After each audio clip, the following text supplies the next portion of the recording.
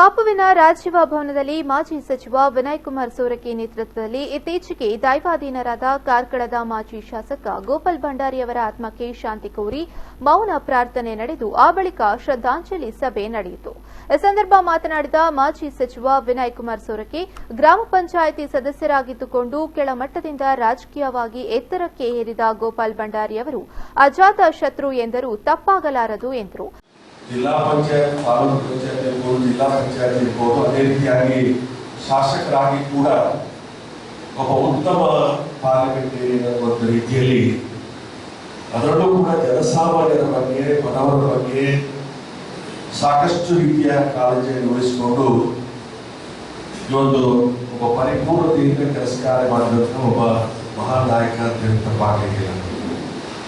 ಇಂತಹ ಸಮಯದಲ್ಲಿ ಇವತ್ತು ಅವರು ದೈವಾಧೀನರಾಗಿದ್ದಾರೆ. ಹೆಚ್ಚಿನಂಶ ಇವತ್ತು ಅವರ ನಿಧನದಿಂದಾಗಿ ನಮ್ಮ ಪಕ್ಷಕ್ಕೆ ದೊಡ್ಡ ಒಂದು ರೀತಿಯ ನಷ್ಟ ಆಗಿದೆ.